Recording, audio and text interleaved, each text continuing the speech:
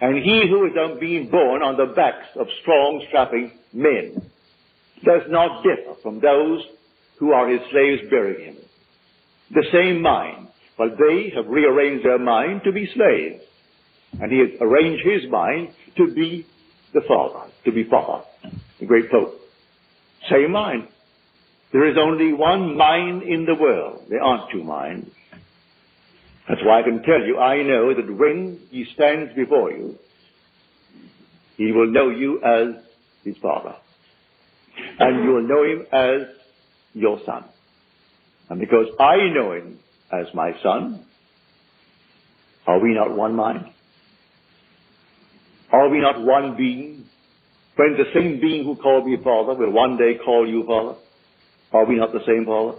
The same mind, the same spirit, the same body, without loss of identity. So I'm telling you tonight, try it. Try it every moment of time. You know tonight what you want to be. I don't care what you want to be. It's simply a rearrangement of the mind. And you rearrange the mind not through any study and any effort. It's simply a mere assumption. What do I want to be? Get it clear in my mind's eye. Well, then assume that I am it. Listen to the words in the book of Joel. Let the weak man say, I am strong. Let the weak man say, I am strong. That's in the book of Joel.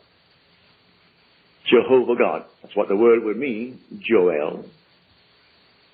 You're called upon when you are dumb to assume that you're exactly what you want to be. Not dumb because you don't want to be that. You want to be as free as the wind. Well, assume that you are.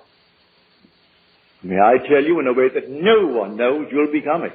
But you must persevere. And the word perseverance is true.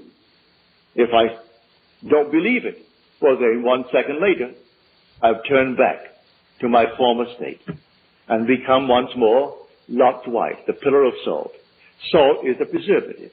In the old days, the only way to preserve something is to salt it. Not so long ago, when I was a little boy, we caught fish, an enormous quantity of fish, because we didn't have these enormous feet catching our fish. So we had fish to burn, literally burn. If they didn't get in before, say, 3 o'clock in the afternoon, what did they have? They could either put it onto the dung heap and make dung out of it, or clean it up and salt it. So they cleaned it up and salted it. It would keep indefinitely, for we had no refrigeration. So you salted the fish. Now we could have salt flying fish, if you wanted it that way. But fish that were not consumed by sundown was discarded. Use it for bait the next day, or use it in the dung heap. Fertilize the fields with it. So salt is a preservative. So when Lot's wife was turned to salt, she turned back and went back to her former state. And that is all that it means. You look back and became a pillar of salt. You turned back to the state you said you would leave behind you. And looking back, you were salted. You were preserved in it. So turn away from what you really want to be. Turn back, you're going to be salted in it.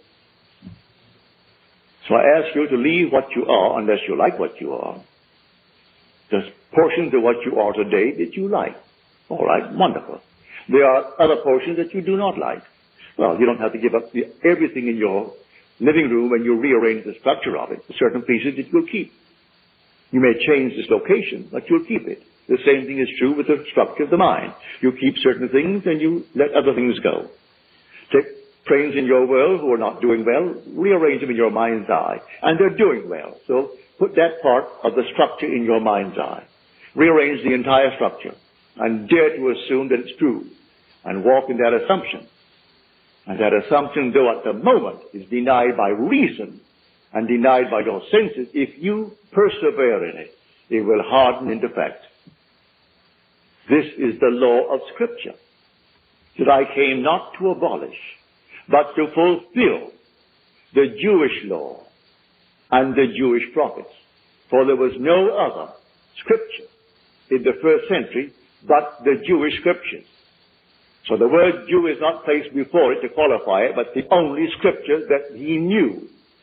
He came to fulfill the Jewish law.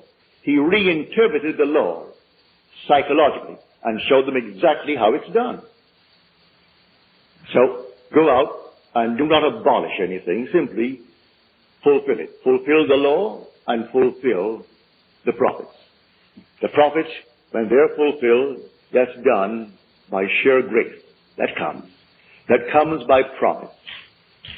And no one's going to stop it, may I tell you. But you could go on living in a state that you do not wish in this world.